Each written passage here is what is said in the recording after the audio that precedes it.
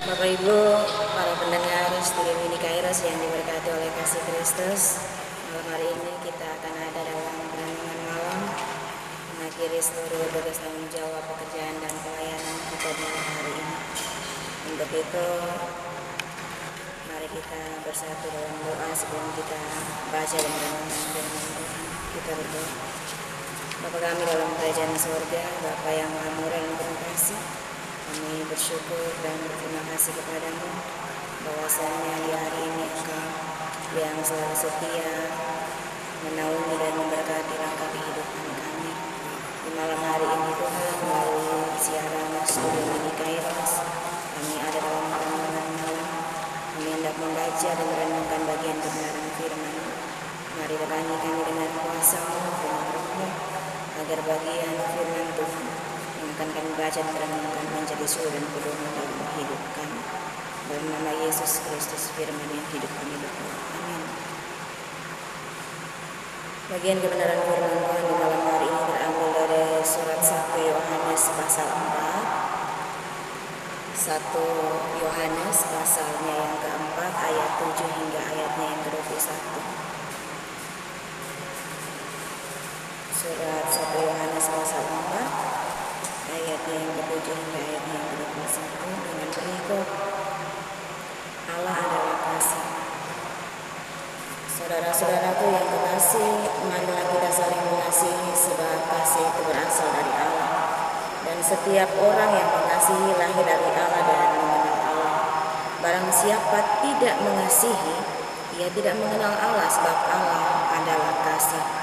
Dalam hal inilah kasih Allah dinyatakan di tengah-tengah kita, yaitu bahwa Allah telah mengutus anaknya yang tunggal ke dalam dunia supaya kita hidup olehnya. Inilah kasih itu, bukan kita yang telah mengasihi Allah, tetapi Allah yang telah mengasihi kita dan yang telah mengutus anaknya sebagai pendamaian bagi dosa-dosa kita. Saudara-saudaraku yang kekasih, jikalau Allah sedemikian mengasihi kita, maka haruslah kita juga saling mengasihi. Tidak ada seorang pun pernah melihat Allah. Jika kita saling mengasihi, Allah tetap di dalam kita dan kasih-Nya sempurna di dalam kita. Demikianlah kita ketahui bahwa kita tetap berada di dalam Allah dan Dia di dalam kita. Ia telah mengaruniakan kita mendapat bagian dalam Roh-Nya. Dan kami telah melihat dan bersaksi bahwa Bapa telah mengutus anaknya menjadi juru selamat dunia. Barang siapa mengaku bahwa Yesus adalah anak Allah, Allah tetap berada di dalam Dia dan Dia di dalam Allah. Kita telah mengenal dan telah percaya akan kasih Allah kepada kita. Allah adalah kasih, dan barang siapa tetap berada di dalam kasih, ia tetap berada di dalam Allah dan Allah di dalam Dia. Dalam hal inilah kasih Allah sempurna di dalam kita, yaitu kalau kita mempunyai keberanian percaya pada hari penghakiman, karena sama seperti Dia, kita juga ada dalam dunia ini. Di dalam kasih tidak ada ketakutan. Kasih yang sempurna melenyapkan ketakutan, sebab ketakutan mengandung hukuman, dan barang siapa takut ia tidak sempurna di dalam kasih. Kita mengasihi karena Allah lebih dahulu mengasihi kita. Jikalau seorang berkata, "Aku mengasihi Allah," dan ia membenci saudaranya, maka ia adalah pendusta. Karena barang siapa tidak mengasihi saudaranya yang dilihatnya, tidak mungkin mengasihi Allah yang tidak dilihatnya. Dan perintah ini kita terima dari Dia: barang siapa mengasihi Allah, ia harus juga mengasihi saudaranya. Demikian jauh pembacaan firman Tuhan bagi kita di malam hari ini. Yang dikatakan berbahagia adalah kita semua yang tidak saja membaca, yang mendengar, tetapi juga kita yang mau merenungkan dan melakukan firman Tuhan itu dalam hidup kita hari lepas hari. Bapak Ibu Saudara yang diberkati oleh kasih Kristus, bacaan firman Tuhan di malam hari ini adalah bacaan yang dikeluarkan oleh Sinode GKI di Tanah Papua dalam panduan ibadah di dalam keluarga untuk bulan Mei pertanggal 8 Mei 2020. Bapak Ibu Saudara, para pendengar Studio Mini yang dikasihi oleh kasih Kristus, dalam bagian pembacaan kita, penulis surat Yohanes memaparkan dalam suratnya bahwa Allah adalah kasih. Kasih Allah itu nyata bagi kita melalui pengorbanan anak tunggalnya Yesus Kristus yang menjadi juru selamat, jalan pendamai bagi kita. Dijelaskan dalam bacaan kita bahwa Allah sungguh dan sangat mengasihi umat kepunyaannya. Karena manusia semua berdosa dan dosa membuat kita terpisah dari Allah, maka dengan kasih-Nya yang besar itu Ia rela mengaruniakan anak tunggalnya menjadi jalan damai bagi kita. Dan kalau Allah begitu mengasihi kita, maka kita pun dituntut untuk melakukan hal yang sama, yaitu kasih. Tidak saja kasih kepada Allah, tetapi juga kasih kepada sesama. Bapak Ibu Saudara yang diberkati oleh kasih Kristus, di ayatnya yang ke-7 Yohanes mengajak kita untuk saling mengasihi karena kasih berasal dari Allah. Jika kasih itu dilakukan di dalam kehidupan kita, maka sebenarnya kita adalah anak-anak Allah dan kita kenal betul sifat Allah yang adalah kasih. Kalau kita lihat dalam ayat yang ke-7. Saudara-saudaraku yang kekasih, marilah kita saling mengasihi sebab kasih itu berasal dari Allah dan setiap orang yang mengasihi lahir dari Allah dan dia juga mengenal Allah kalau orang yang tahu melakukan hal kasih. Dan di ayatnya yang ke-8 Bapak Ibu Saudara, ini kebalikannya. Kalau kita tidak mempunyai kasih, kalau kasih itu tidak ada di dalam kita, maka kita adalah orang-orang yang kalau mau dibilang tidak mengenal Allah dalam pembacaan kita di ayatnya yang ke-8. Ya. Karena pengenalan akan Allah diwujud nyatakan dengan tindakan kasih kepada diri sendiri dan sesama. Ya. Di ayatnya yang ke-9 di sini terlihat jelas dalam penjelasan Yohanes bahwa dengan kasih Allah yang begitu besar bagi umat kepunyaannya, maka Ia pun Allah memberi Yesus Kristus sebagai korban penebus dosa, agar kita tidak binasa dalam dosa, melainkan kita hidup karena penebusan yang dilakukan oleh Yesus Kristus. Di ayatnya yang ke-10 hingga ayatnya yang ke-12, kembali penulis surat Yohanes ini menjelaskan bahwa sebenarnya Allah itu yang lebih dahulu mengasihi kita dan Yesus menjadi jalan damai bagi dosa-dosa kita.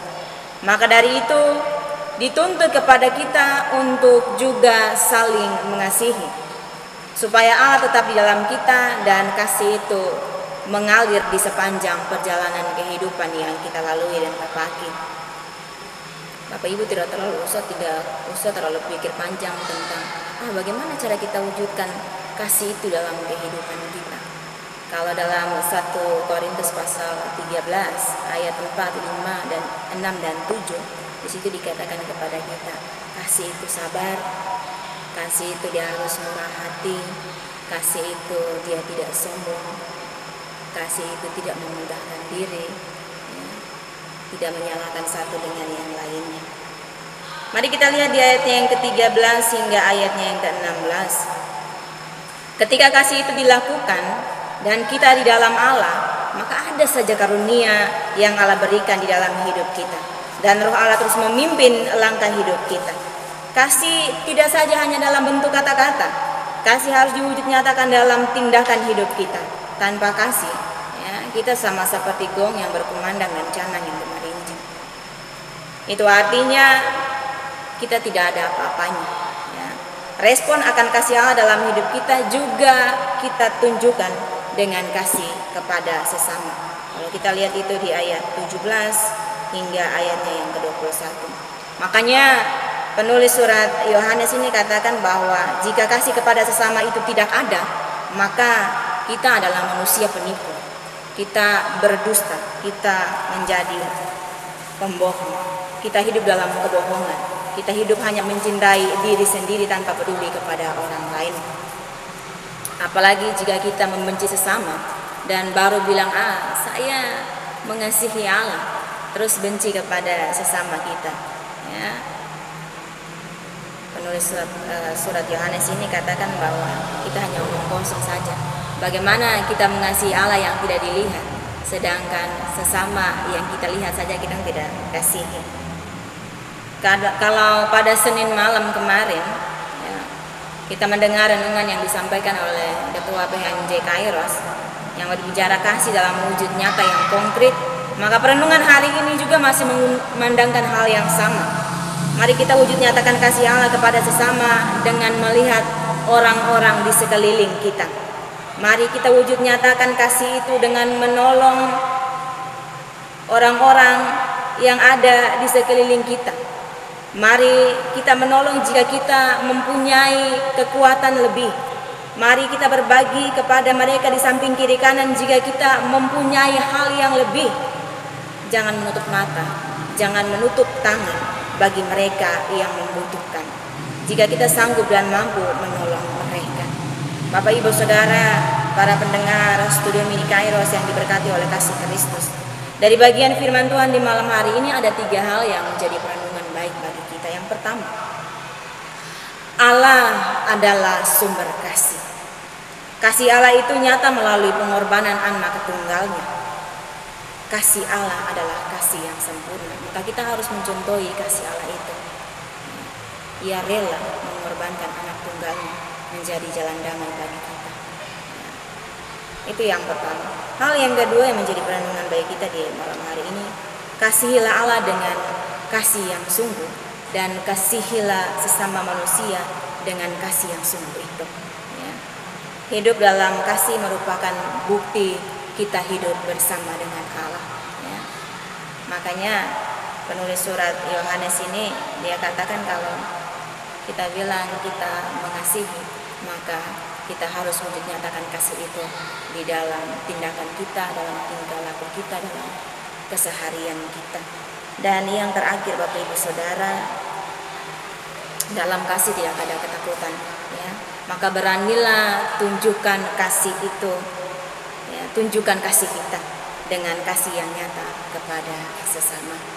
Biarlah melalui perenungan firman Tuhan di malam hari ini menolong dan memberkati kita. Amin.